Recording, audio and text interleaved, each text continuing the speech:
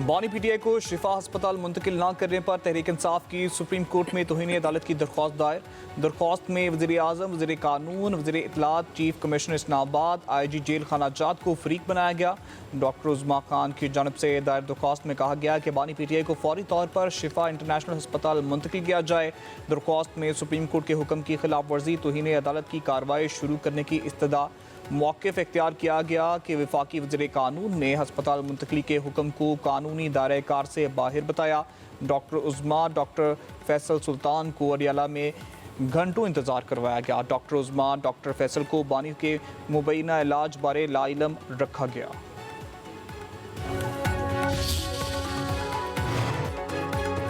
बानी पीटीआई का तिब्बी मुआयना डॉक्टर माहिर डॉक्टर्स ने किया। अदालती हुक्म पर रिपोर्ट जारी नहीं कर सकते। पिम्स अस्पताल का एलामिया जारी। अस्पताल इंतजामिया के मुताबिक पिम्स इंतजामिया के मुताबिक बानी पीटीआई को 20 और 21 अगस्त की दरमियानी शब तिब्बी मुआयने और इलाज के लिए पिम्स अस्पताल लाया गया। शिफा इंटरनेशनल अस्पताल के 2 माहिरीन इमराज चश्म ने चेकअप किया। तिब्बी मुआयने पिम्स के मुतल्लिका माहिरीन ने अंजाम दिए। बानी पीटीआई की तिब्बी रिपोर्ट के खुफिया मुंदरजात जाहिर नहीं किए जाएंगे।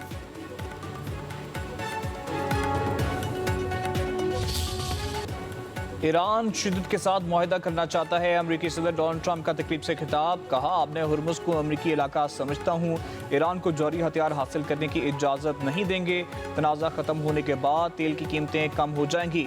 ईरान के ज़्यादातर रहनुमा मारे गए, कोई भी सदर नहीं बनना चाहता। ईरानी बहरिया और फ़ज़ाइया मुकम्मल ख़त्म हो चुकी। ईरान के पास फ़ौजियों को तनख्वाह देने के पैसे नहीं।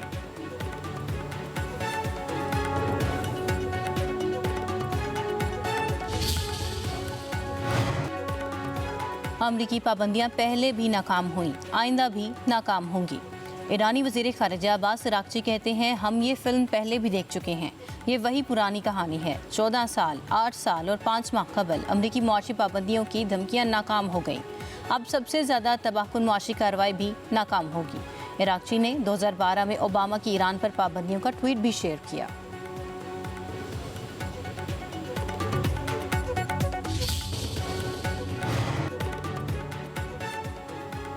ईरानी वज़ारत ख़ारजा ने अमरीकी पाबंदियों को मुल्की हदूद से तजावुज़ और बैनुल अक़वामी तजारत में मुदाखलत करार दे दिया। तर्जुमान ईरानी वज़ारत ख़ारजा इस्माइल बक़ाई का कहना है, वाशिंगटन अपनी मर्जी दूसरों पर मुसल्लत कर रहा है। किसी रियासत को बैंकों या कंपनियों पर दबाव डालने का हक नहीं। बैंकों और कंपनियों को जायज़ तजारती लेन देन से नहीं रोका जा सकता। अमरीका खुद मुख्तार रियासत पर बालादस्ती का दावा करना चाहता है।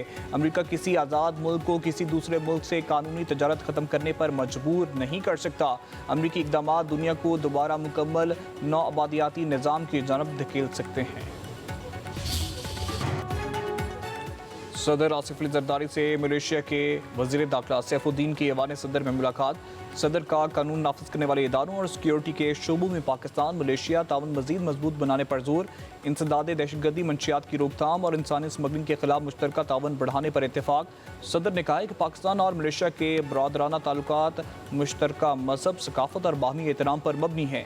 सदर मुमलिकत का मलेशिया में पाकिस्तानी मसनूआत के लिए मजीद मार्केट तक रसाई पर जोर। कहा चावल, आलू, गंदम, पोल्ट्री और जानवरों की खुराक की मलेशिया में तलब मौजूद है। मलेशियन वज़ीर का दौरा, दो तरफ़ा ताल्लुकात और इदारा जाती रवाबित मजीद मजबूत बनाने पर इत्तेफाक।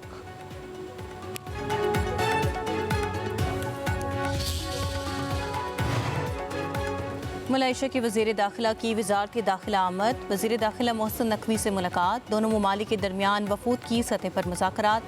इंसदाद दहशतगर्दी, इंसदाद मनशियात, गैर कानूनी इमिग्रेशन और साइबर क्राइम्स की रोकथाम के लिए ताउन बढ़ाने पर तबादला ख्याल। कोस्ट गार्ड्स और तरबियती प्रोग्राम्स के शोबों में इश्तराकी कार पर बातचीत। दोनों वज़राए दाखिला का दो तरफ़ा ताल्लुकात को मज़ीद मुस्तहकम बनाने के अज़म का यादा। ताल्लुकात को फ़रोग़ देने के लिए जॉइंट वर्किंग ग्रुप के क़याम का फ़ैसला। दहशत गर्दों और मनशियात फरोशों की सरखूबी के लिए इंटेलिजेंस शेयरिंग पर इत्तफाक। मोहसिन नकवी ने कहा, पाकिस्तान मलेशिया के कोस्ट गार्ड के शोबे में तजुर्बात से भी इस्तिफ़ादा करना चाहता है। मलेशिया सयाहत के लिए पाकिस्तानियों के लिए बेहतरीन ऑप्शन है।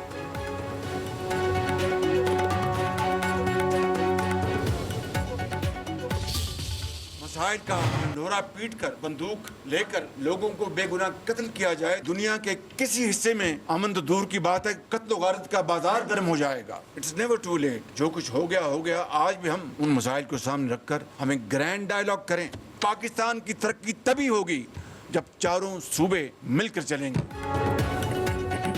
वज़ीर आज़म शहबाज शरीफ ने बलूचिस्तान में ग्रैंड डायलॉग की तजवीज़ दे दी। कहते हैं मकसद बलूच अवाम की बात सुनना है। जायज़ शिकायत को एक बार नहीं 1000 बार सुनकर हल करने को तैयार हैं। डायलॉग के लिए बैठ जाएं, आसानियां पैदा होंगी। चारों सूबे मिलकर चलेंगे तो पाकिस्तान तरक्की करेगा। वज़ीर आज़म शहबाज शरीफ का बलूचिस्तान नेशनल वर्कशॉप से खिताब। कहा, बलूचिस्तान के वसाइल पर सबसे पहला उसी का हक है। वसाइल की मुनसिफाना तकसीम ही मसाइल के हल का तरीका है। मसाइल की आड़ में बंदूक उठाने वाले मुहिब वतन नहीं हो सकता। मसाइल का हल सिर्फ बातचीत में ही है। वज़ीर आज़म ने कहा कि शोहदा अपनी जानें कुर्बान करके दूसरों की जिंदगियां बचा रहे हैं।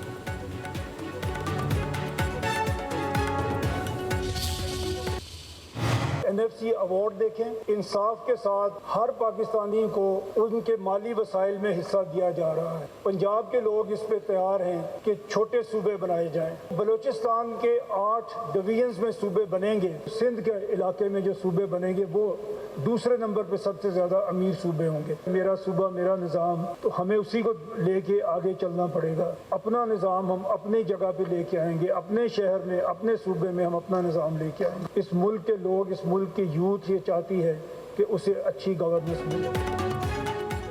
हुक्मरान नहीं, निज़ाम बदलना होगा। मुल्क के आगे बढ़ने के लिए नए इंतजामी यूनिट्स बनाना होंगे। नए सूबों से अखराजात कम, गवर्नेंस बेहतर होगी। Chairman Punjab group of colleges मियां आमिर महमूद का तकरीब से खिताब। कहा, दुनिया के हर मुल्क में आबादी बढ़ने के साथ इंतजामी यूनिट्स बढ़ाए। नए सूबे बनने से खर्चे कम होंगे। 13 करोड़ आबादी के सूबे के बजाय छोटे यूनिट्स होने चाहिए। बलूचिस्तान के 8 डिवीजन्स को नए सूबों में तब्दील किया जाए तो वहाँ से विफाक को सबसे ज़्यादा पैसे मिलेंगे। सिंध के नए सूबे भी सबसे ज़्यादा अमीर सूबों में शामिल होंगे। पूरे पाकिस्तान में पंजाब को गाली दी जाती है। पंजाब हर साल बलूचिस्तान को अरबों रुपए दे रहा है, फिर भी पंजाबियों के शनाख्ती कार्ड देखकर बसों से उतार कर मारा जाता है। हमें अपनी मर्जी का निज़ाम अपनी जगह, शहर और सूबे में लाना है। आइंदा नस्ल को खुशहाल, आगे बढ़ता और तरक्की करता पाकिस्तान देकर जाएंगे। पेट्रोलियम मसनूआत की कीमतों में इजाफा। पेट्रोल की कीमत 3 रुपये 81 पैसे बढ़ गई। नई कीमत 341 रुपये 59 पैसे मुकर्रर। डीजल की कीमत में 3 रुपये 59 पैसे का इजाफा। फी लीटर कीमत 368 रुपये 29 पैसे पर जा पहुंची। पेट्रोलियम मसनूआत की नई कीमतें 24 अगस्त तक नाफिजुल अमल रहेंगी।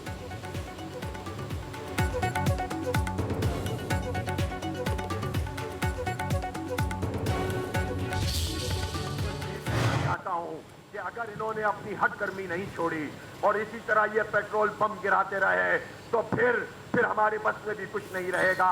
और अगर ये जनरेशन ज़ी उठकर चलना शुरू कर दे, पैदल मार्च शुरू कर दे, तो फिर कुछ भी नहीं बचेगा।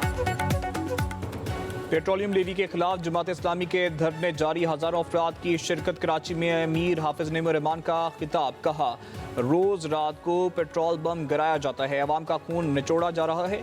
कराची पूरे मुल्क की मईशत चलाता है मगर यहाँ के रहने वालों को कुछ नहीं मिलता। हमने यकजा होकर पूरे पाकिस्तान का मुकदमा लड़ना है। MQM और पीपल्स पार्टी की नूरा कुश्ती में नहीं आना, उन सब के खिलाफ जद्दोजहद करना होगी।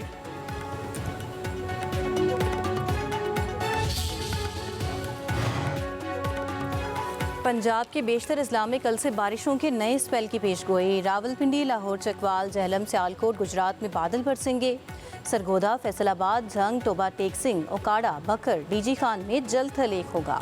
मरी, गलियात, पहाड़ी इलाकों में लैंड स्लाइडिंग का खदशा। खैबर पख्तूनख्वा के कई इलाकों में भी बादल बरसेंगे।